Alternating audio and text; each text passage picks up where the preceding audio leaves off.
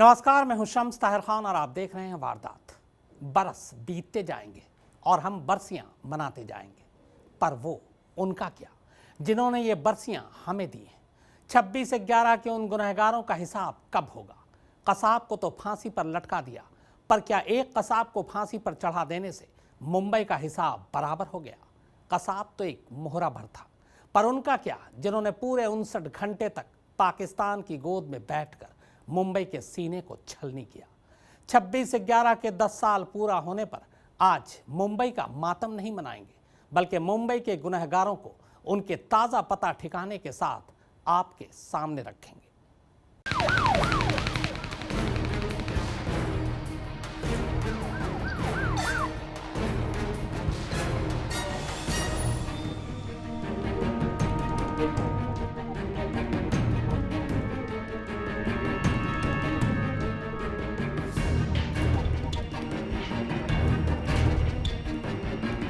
Heli आ गया ऊपर, हमारे ऊपर हेली आ गया। कितना कैमरा है? लगाओ लगाओ।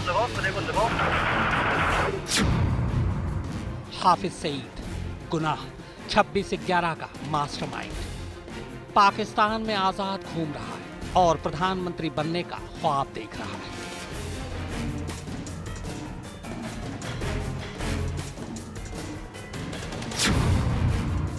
ज़कीउर रहमान लखवी उर्फ चाचा 26/11 के 10 आतंकवादियों को ट्रेनिंग देना। 2015 में पाकिस्तानी जेल से रिहा होकर फिर से तैयार कर रहा है आतंकवादी।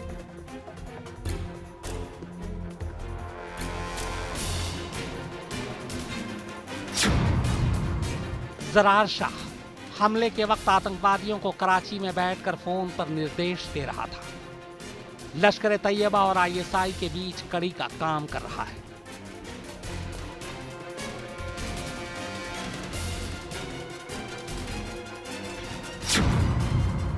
डेविड कोलमैन हेडली हमले से पहले मुंबई की रेकी की और आतंकवादियों को खुफिया जानकारी दी। हमले के बाद अमेरिकी कोर्ट ने 35 साल की सजा सुनाई। साल पहले जो हुआ वो गुजर चुका है, लेकिन जिस गम से मुंबई गुजरी है वो अब भी उसकी जिंदगी का हिस्सा है। 26/11 की मुंबई को जिन हजारों आंखों ने देखा वो लगातार आपके सामने था। ये पहला मौका था जब खुलेआम चलती गाड़ी से गोलियों की बौछारें, रेलवे स्टेशन, अस्पताल और होटलों में गोले और गोलियां चली। लगातार 59 घंटे तक मुंबई लहूलुहान रही।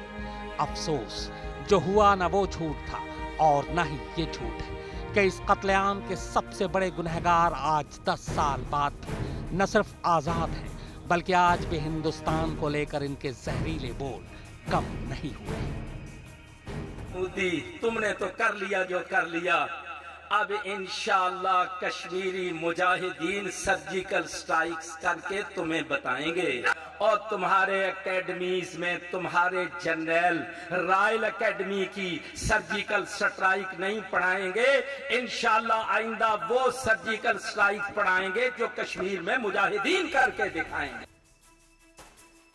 देखिए इसे, $10 मिलियन इनामी आतंकवादी हाफिज सईद है। ये 26/11 का सबसे बड़ा गुनहगार, मुंबई हमले का मास्टरमाइंड, पर बिल्कुल आजाद। क्या कीजिएगा, पाकिस्तान में रहता है ये, इसलिए सब कुछ मुमकिन है, इसकी आजादी भी। बात पिछले साल की है। तारीख थी 23 नवंबर 2017। पूरी बेशर्मी के साथ पाकिस्तान ने तब हाफिज सईद को रिहा कर दिया था। उसी रिहाई के बाद लाहौर में आतंकवादी हाफिज सईद ने बाकायदा अपनी रिहाई का जश्न मनाया। दरअसल जनवरी 2017 में चौतरफा दबाव के बाद पाकिस्तानी हुकूमत ने हाफिज सईद को उसी के घर में नजरबंद कर दिया था, मगर नजरबंदी के 10 महीने बाद हाफिज सईद 23 नवंबर 2017 की आधी रात को छूट गया और फिर सुबह होते ही वो अपने आतंकी संगठन जमात-उद-दावा के हेडक्वार्टर जा पहुंचा। मिठाई बांटकर जश्न मनाया, केक काटा गया। इसके बाद लश्कर तैयबा का ये सरगना भारत की तबाही के नारे लगवाने लगा, जो आज तक बदस्तूर जारी है। पाकिस्तान के एटमी प्रोग्राम पर किसी जगह भी हमला हुआ या पाकिस्तान के किसी मकाम पर भी तुम्हारे शहरों अड्डों से ये हमला हुआ तो तो इंशाअल्लाह हमारे पास इतने ड्रोन हैं, तेरे हर शहर में ड्रोन होगा। हिंदुस्तान के न जाने कितने ही शहरों के साथ शहर मुंबई के इस सबसे बड़े दुश्मन को यूं रिहा करने की बेशर्मी सिर्फ पाकिस्तान ही कर सकता था। वो पाकिस्तानी सरकार ही है जो भारत की तरफ से 26/11 के सबसे बड़े गुनहगार हाफिज सईद के खिलाफ सौंपे गए तमाम सबूतों को आज तक दबा कर बैठी है। उसके खिलाफ कोर्ट में एक भी सबूत पेश नहीं किया। अलबत्ता दुनिया को दिखाने के लिए कोर्ट के सामने ये ढकोसला जरूर करती रही कि हाफिज सईद की रिहाई पाकिस्तान की मुश्किलें बढ़ा देगी, इसीलिए उसे न छोड़ा जाए।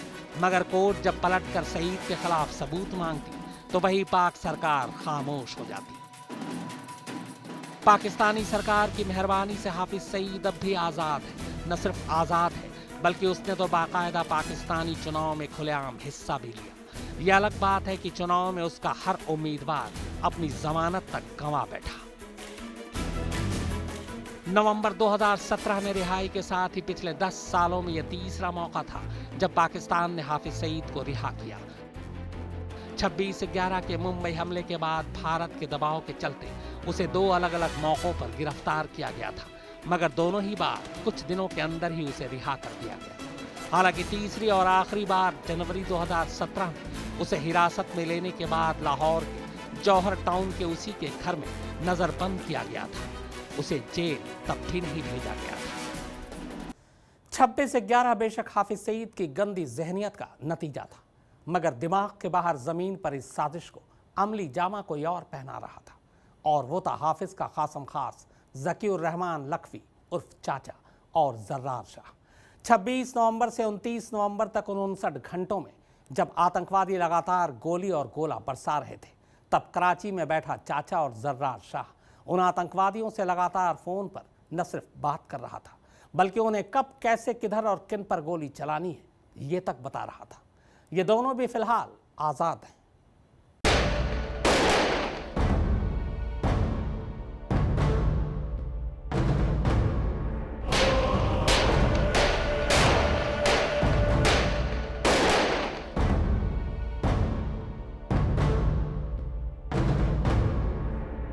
अस्सलाम वालेकुम। वालेकुम सलाम। हाँ जी। आग ला रहा है ना कि नहीं ला रहा है? आग लाई बस। है किधर है? अग दी तैयारी कर रहे हैं, हाले नहीं लाई। कपड़े इकट्ठे कर रहे हैं बस सारे। अच्छा, जल्दी ला दो। एक ਤੁਹਾਡੇ ਕੋਲ ਪੁੱਛਣਾ ਸੀ ਕਿ ਉਹ ਲਾਂਚ ਦਾ ਕੀ ਕੀਤਾ ਸੀ? ਲਾਂਚ ਦਾ ਉਹ ਛੱਡ ਹੜੀ ਸੀ। ਹਾਂਜੀ, ਉਹ ਐਵੇਂ ਹੀ ਛੱਡ ਹੜੀ ਸੀ ਬਸ ਵਾਰਾ ਹੀ। ਉਹ ਥੱਲੇ ਤੇ ਲਾਤ ਨਹੀਂ ਖੋਲੇ ਪਾਣੀ ਵਾਸਤੇ? ਉਹ ਨਹੀਂ, ਉਹਨਾਂ ਨੇ ਖੋਲੇ ਨਹੀਂ, ਜਲਦੀ ਜੋ ਕੰਮ ਖਰਾਬ ਹੋ ਗਿਆ ਤਾਂ ਉਹਨੇ ਛੱਡ ਕੇ ਨੱਸ ਗਏ। ਕੀ ਕੰਮ ਖਰਾਬ ਹੋ ਗਿਆ ਸੀ? ਉੱਥੇ ਜਦੋਂ ਉਤਰਨਾ ਸੀ ਨਾ, ਵੋਟ ਤੇ ਬਹਿਣਾ ਸੀ ਨਾ ਜਦੋਂ, ਤੇ ਉਸ ਟਾਈਮ ਉਹ ਮੌਜਾ ਬਹੁਤ ਜ਼ਬਰਦਸਤ ਲੱਗ ਗਿਆ ਸੀ ਨਾ। ਉਧਰ ਇੱਕ ਕਸ਼ਤੀ ਆ ਗਈ ਤੇ ਸਾਰੇ ਕਹਿੰਦੇ ਨਹੀਂ ਯਾਰ ਨੇਵੀ ਆ ਤੇ ਉਹ ਫਿਰ ਦਸਤੀ ਛਾਲਾਂ ਮਾਰੀਆਂ ਤੇ ਬਹਿ ਕੇ ਨੱਸ ਕੇ। ਸਗੋਂ ਉਹਦਾ ਇਸਮਾइल भाई ਦਾ ਸੈਟਲਾਈਟ ਵੀ ਉੱਥੇ ਰਹਿ ਗਿਆ। होटल ताज में मौजूद आतंकियों को सीमा के उस पार से लश्कर का कमांडर और इन आतंकियों का ट्रेनर फोन पर निर्देश दे रहा था। अपने ट्रेनर को ये आतंकी चाचा कह रहे थे, और ये चाचा कोई और नहीं बल्कि लश्कर का इनामी आतंकी ज़कीउर रहमान लखवी था। इन हमलों के 10 साल बाद भी मुंबई हमले का ये गुनहगार पाकिस्तान में जिंदा घूम रहा है। अंतर्राष्ट्रीय दबाव में मोस्ट वांटेड आतंकवादी लखवी को पकड़ा तो गया, मगर 2015 में उसे रावलपिंडी की अडियाला जेल से रिहा भी कर दिया गया, जिसके बाद लखवी भले ही लोगों की नजरों से दूर हो गया, लेकिन उसने अपने आतंकी मंसूबों को अब भी जारी रखा हुआ है। अकेला लखवी नहीं था जो आतंकियों को मुंबई में कोहराम मचाने का निर्देश दे रहा था, बल्कि लखवी के अलावा लश्कर का एक कंप्यूटर एक्सपर्ट भी था, जिसने हमले से पहले गूगल अर्थ की मदद से आतंकियों को मुंबई में हमले की जगहों तक पहुंचने का रास्ता बताया था। तो आपने जो दाईं तरफ है ना, मतलब आप ये समझ लें आपने इस इलाके से निकलने की कोशिश करनी है, तो रास्ते में इंशाल्लाह फिर मतलब आपको अल्लाह इससे बेहतर हालात कोई भी आपको देगा। अगर आपको यहाँ से आप बाहर निकलते हैं, इस मोटे से इलाके से बाहर निकल जाते हैं, आपको कोई इससे बेहतर जगह जो है वो आपको नज़र आ जाए, आपको बिल्डिंग नज़र आ जाए, हाँ यार ये वो जगह है जहाँ पर मतलब ना मैं दोबारा बैठ सकता हूँ। अच्छा, आपको ड्राइविंग आती है गाड़ी की? नहीं। गाड़ी ड्राइव करनी आती है आपको? नहीं। तो ना आपने अब उमर को भी कहें ये बात मैंने जो आपको सारी कही है ना, तो आप तैयारी करें। फ़ोन की बैटरी कितनी की है आपके पास? जी फ़ोन की बैटरी कितनी है? फोन की बैटरी भी काफी। हिट करो खोल दो चैम्बर खोल दो। हाँ लगाओ हेली हमारे ऊपर हेली आ गया, मेरा ख्याल है इधर चांस है कोई। हेली आ गया ऊपर? हमारे ऊपर हेली आ गया। कितना के ऊपर आया? लगाओ फायर शुरू हो गया करो बराबर से फायर शुरू हो गया। उमर कवर लो उमर कवर लो हमारे कमरे में फायर शुरू हो गया। हमारे कमरे में फायर शुरू हो गया। मोबाइल जेब में रखो, फायर शुरू करो।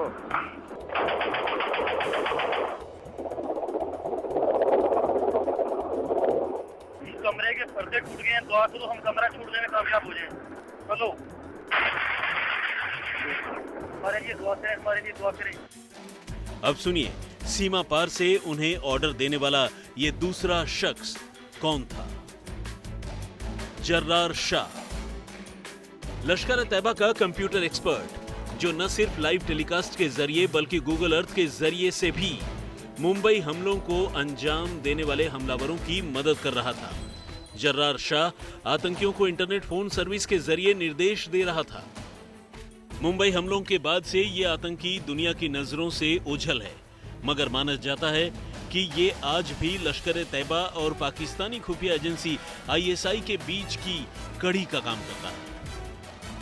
10 साल पहले 26/11 को पाकिस्तान से 10 आतंकवादी मुंबई आए थे। उनमें से एक अजमल कसाब भी था।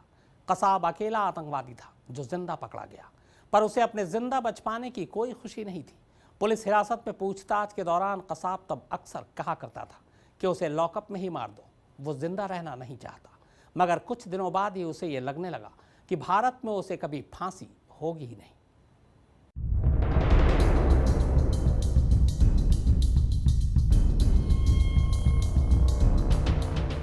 देश को दहला देने वाले मुंबई आतंकी हमले को 1 दशक पूरे हो गए। पाकिस्तान से आए लश्कर-ए-तैयबा के 10 आतंकवादियों ने मुंबई को खून से रंग दिया। बदले में हमारी पुलिस और सेना ने 9 आतंकियों को मार गिराया और अजमल कसाब को जिंदा पकड़ लिया गया।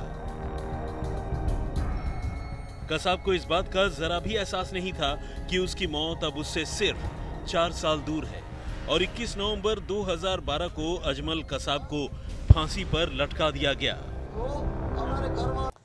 तो वारदात में फिलहाल इतना ही, मगर देश और दुनिया की क्राइम की तमाम खबरों के लिए अब आप YouTube पर भी जाकर देख सकते हैं क्राइम तक।